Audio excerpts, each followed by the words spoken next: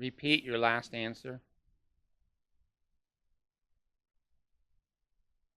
The Mountain Meadows Massacre, a tragic event in early Mormon history, took place on September 11th, 1857, in southern Utah.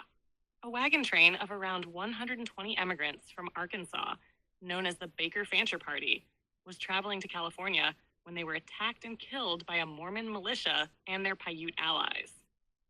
The massacre occurred during a period of heightened tension between Mormon settlers and the U.S. government, known as the Utah War. President James Buchanan had sent federal troops to Utah, exacerbating fears among Mormon communities who were already resentful of past persecution.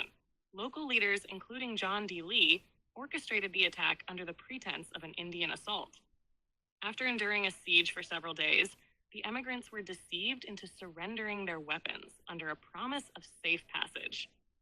As they were being escorted away, the Mormon militia ambushed the group, killing the men outright and murdering the women and children shortly thereafter. Only 17 children under the age of 8 were spared, as they were considered too young to remember. Although Brigham Young, the leader of the Mormon Church and governor of Utah Territory, denied direct involvement, his rhetoric may have incited the violence. Efforts to cover up the massacre followed, but investigations eventually led to the conviction and execution of John D. Lee in 1877. Many other perpetrators escaped justice. The massacre severely damaged Mormon-U.S. relations and led to greater federal oversight in Utah. The modern LDS Church has condemned the incident, acknowledged local leaders' involvement, and expressed regret for the atrocity. Well, obviously, that's AI. That's not David. That's not, the apostate group. Just go to AI, go to GPT-4, and say, give me all the details about the Mountain Meadows massacre. Facts. Just facts. Not the Mormon truth. Facts. Facts. Okay. There is the Mountain Meadows massacre. This cult is deadly.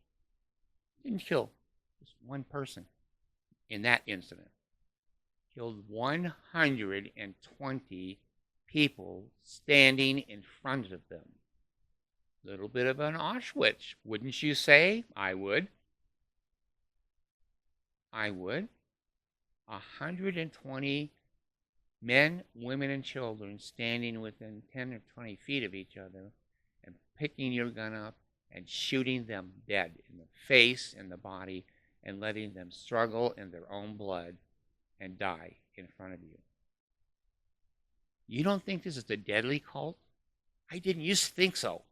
Somehow I would put that in the back of my mind and go, well, yeah, I don't know, it's the famous Mormon, yeah, Now I do know. That was deadly. That was a deadly cult. They killed those people. So I'm going to make this one short because I'm going to bring up others. Let's listen to AI. Don't listen to me. Listen to AI.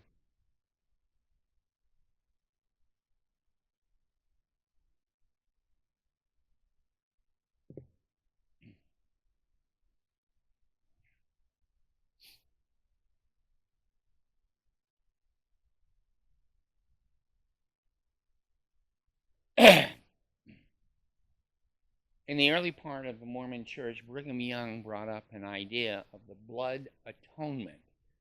Brigham Young seemed to have been really kind of focused on people spilling their own blood in death and in other religious ceremonies, etc. Give me a history of Brigham Young and the blood atonement ideology behind the Mormon Church, and relate it to the firing squad for the execution of criminals in the state of Utah, that they need to spill their blood with a firing squad. Give me a 300-word essay on Brigham Young and blood atonement and firing squads in the state of Utah.